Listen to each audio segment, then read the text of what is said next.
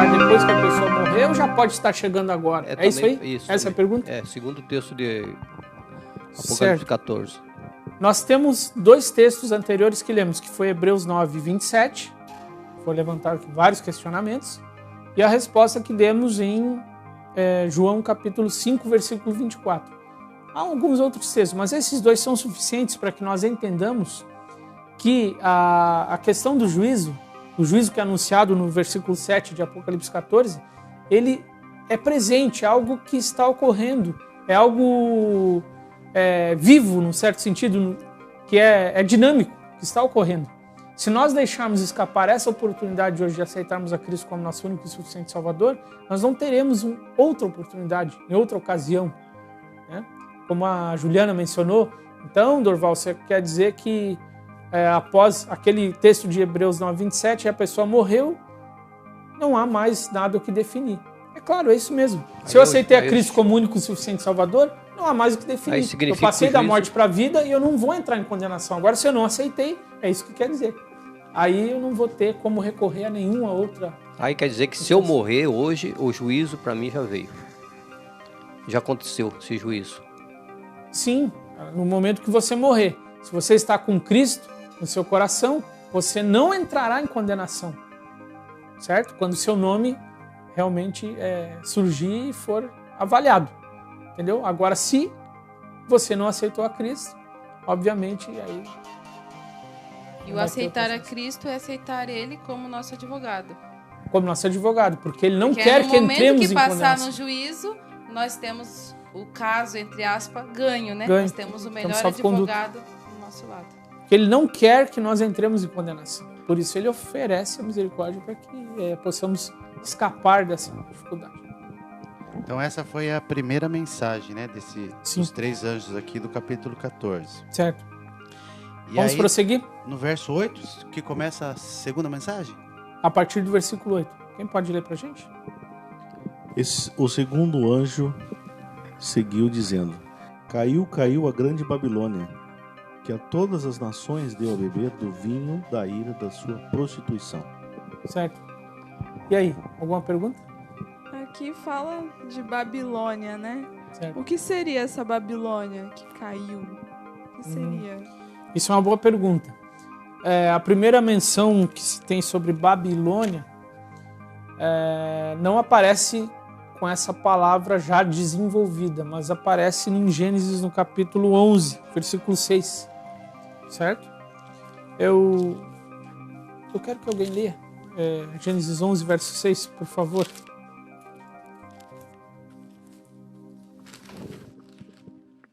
E disse: Eis que o povo é um, e todos têm uma só língua. E isto é o que começam a fazer.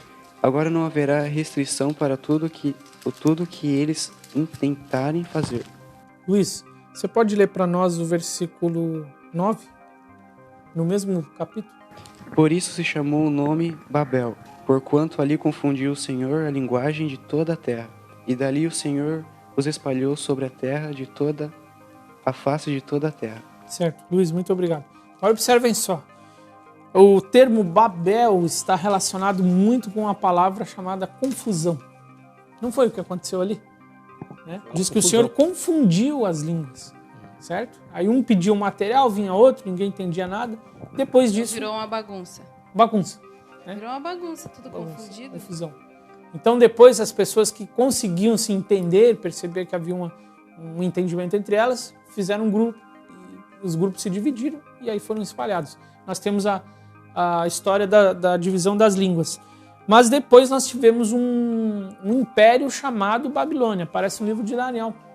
Né? No capítulo 1 nós temos lá a história de Babilônia, que entrou em contato com o povo de Deus, escravizando os judeus e levando-os para aquela região. Então foi aquela Babilônia que caiu? Não. Ela caiu sim, mas há muito tempo atrás. Agora, essa outra Babilônia que menciona a queda, a Grande Babilônia, é usado esse nome, o mesmo nome, para indicar confusão de alguma coisa. Vocês lembram lá que nós lemos, o Luiz leu para a gente, Gênesis, né? Capítulo 11, falando sobre a confusão das línguas. Então, esse termo Babilônia, que é para os nossos dias agora, também indica um tipo de confusão. E que confusão seria essa que a levou a cair? Hoje em dia, muita gente passa por um problema existencial. Muita gente. Qual é o problema existencial? Eu preciso servir a Deus. Agora eu quero servir a Deus. Correto? Só que há um problema aí nessa questão, nessa intenção de servir a Deus. Para onde eu vou? Por que eu digo para onde eu vou? Porque só no cristianismo tradicional, comum aí que nós vemos, nós temos uma ramificação imensa de credos, de crenças, de igrejas, certo? De organizações. Uns pregam uma coisa, outros pregam outra. Sem contar que fora do cristianismo também há uma série de religiões que falam isso, que falam aquilo. E aí, qual dessas traça o caminho correto? Ou Deus está em todas elas, ou não está em nenhuma, ou está em uma? Seria, então, entraria naquele ponto do evangelho eterno, né? Exatamente. No ponto da verdade completa, seria. Da verdade completa. Então, hoje nós percebemos que existem pregações, existem mensagens que são transmitidas, onde faltam muitas partes que seriam fundamentais para a pessoa entender a vontade de Deus. E essas partes são eliminadas, são tiradas do contexto do que a pessoa diz. E então os indivíduos que ouvem essa mensagem, por não conhecerem tudo, acabam recebendo um evangelho deficiente, né? Faltam algumas partes. Agora, e devido a essa falta também, desculpa, Pedro, devido a essa falta também, vira essa bagunça, né? Isso. Vira uma bagunça, porque cada um pega uma parte da Bíblia que vem para si, e aí se torna uma bagunça, e aí entra na Babilônia. Exatamente. O porquê da Babilônia, né? Então, Durval, aqui voltando aqui no capítulo 8, no versículo 8 do capítulo 14. De Apocalipse? É de Apocalipse? Sim, Pedro. Aí sim. No final aqui diz que foi dado a beber de todas as nações do vinho da fúria da sua prostituição. Eu queria saber o que significa tudo isso aqui. Pedro, é o seguinte, vamos começar lendo para iniciar a explicação, vamos começar lendo outro texto para explicar isso aí. 2 Coríntios, capítulo 11, versículo 2. 2 Coríntios 11, 2. Então aí nós teremos uma ideia melhor a respeito da simbologia de mulher, embora não fale ali exatamente de mulher, mas prostituição está ligada à mulher, correto? Pelo menos o primeiro serviço de prostituição que ocorreu no mundo foi com mulheres. Aqui na minha tradução diz: porque vos tenho preparado para vos apresentar como uma virgem pura a um marido, a saber, a Cristo. Então aqui é Paulo escrevendo à igreja de Corinto, aos coríntios. Que ele diz que ele está se esforçando para que não só a igreja de Corinto, mas outras igrejas cristãs fossem apresentadas como uma virgem pura a um marido. Correto? Então o que nos vem à mente? Uma mulher pura, nesse caso aqui, subentende seria uma virgem, representa a igreja de Cristo. A igreja que recebeu todos os seus ensinamentos e os cumpre. Isso é uma virgem pura. Inclusive, quem pode ler para nós Apocalipse capítulo 12, versículo 1? Viu-se um grande sinal no céu. Uma mulher vestida de sol, tendo a lua debaixo dos pés e uma coroa de 12 estrelas sobre a cabeça. Ok, obrigado. Observem, qual é a primeira impressão que se vem, ou que vem à nossa mente quando lemos esse texto aí? Que tipo de mulher é essa? Que tem a lua debaixo dos pés e 12 estrelas sobre a sua cabeça. É uma prostituta? Não. Poderia dizer-se até uma noiva, né? Uma noiva muito bem adornada, coroa, que são as estrelas. Enfeitada, né? Muito bem bonita. Certo. Mas agora eu tenho outro quadro para apresentar para vocês. Eu quero que abram suas Bíblias em Apocalipse capítulo 17. Então, nós temos aqui uma mulher, uma prostituta, sentada sobre uma besta. certo? Entendam que besta nessa linguagem da Bíblia que se refere a um animal, a um monstro, certo? Besta é isso aí. E uma mulher prostituta sentada sobre esse monstro. E agora, será que se refere à igreja pura de Cristo? Uma mulher com essa moral duvidosa? Não, obviamente. Quando nós observamos a diferença entre uma mulher pura e outra que não é uma prostituta, qual vai ser a grande diferença entre elas, simbolicamente falando? Mulher virgem, igreja pura, que ensina os ensinamentos, que ensina as orientações corretas que Jesus passou para ela. E uma prostituta seria o que nesse sentido? Quero que vocês me respondam isso. Que ensina o contrário do que da verdade, né? Aí sim. Aí agora nós estamos chegando no ponto certo, né? Ou seja, existe sim algumas verdades que Jesus ensinou, mas misturadas a essas verdades há o quê? Mentiras. Erros doutrinários. E esse erro doutrinário, respondendo à pergunta do Pedro, lendo Apocalipse 14, versículo 8, é o famoso vinho da ira da sua prostituição, que dá a beber a quem? A todas as nações. Todas as nações. Nunca se esqueçam disso. A verdade mesmo, ela nunca foi popular e crida por todas as nações e todas as pessoas em todos os momentos do planeta Terra, certo? A verdade não é por si mesma popular. Porque se fosse popular, o mundo a destruiria.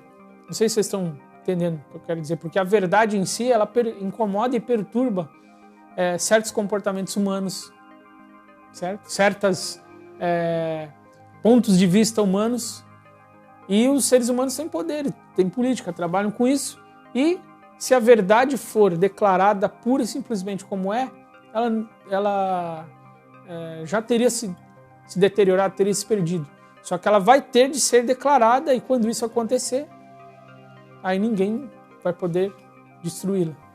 Dorival, eu tenho uma dúvida agora em relação a nações. Essas nações seriam realmente os países, ou isso já seriam religiões? Na verdade, são os dois, países e religiões, principalmente pessoas, né, do mundo todo.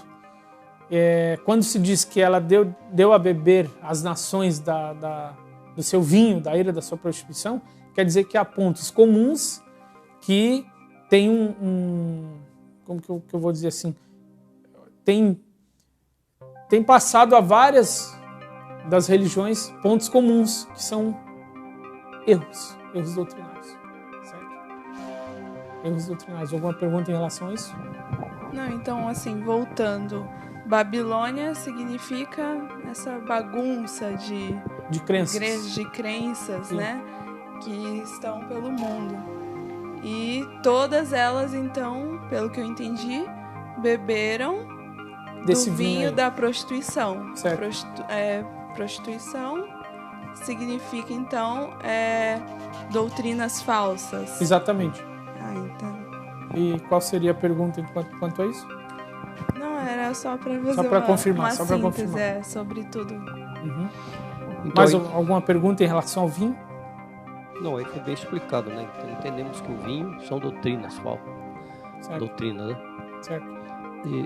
Então aqui nós vemos aqui a primeira e a segunda mensagem. Certo. Mas antes de passar a terceira, desculpa a interrupção, tem um detalhe aí que nós estamos faltando analisar a respeito do vinho da prostituição e da própria mulher prostituta. De onde ela surgiu?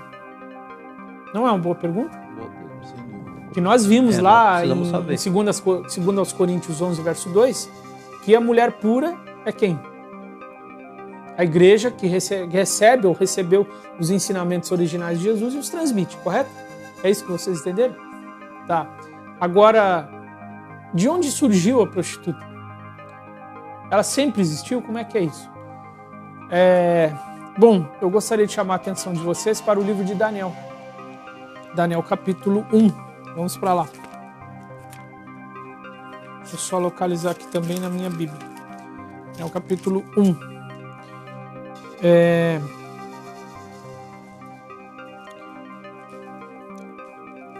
Eu gostaria que lessem o versículo 1 e depois o 4. No terceiro ano do reinado de Joaquim, rei de Judá, veio Nabucodonosor, rei de Babilônia, a Jerusalém e a sitiou. O 4. Jovens em que não houvesse nenhum defeito algum, formosos de aparência, instruídos em toda a sabedoria, sábios em ciência, versados no conhecimento, e que tivessem habilidade para viver no palácio do rei, a fim de que fossem ensinados nas letras e na língua dos caldeus. Obrigado, Roberto. Como nós tínhamos visto aqui, Nabucodonosor transportou o povo de Deus lá de Judá para a Babilônia. E depois desse povo chegar lá, quem ele escolheu, ou quais foram as pessoas que ele escolheu para estarem dentro do palácio? De acordo aqui com o verso, fala que foram jovens. Jovens. Comuns? Não, sem defeito, de boa aparência, instruídos, né? Eram os melhores. Instruídos.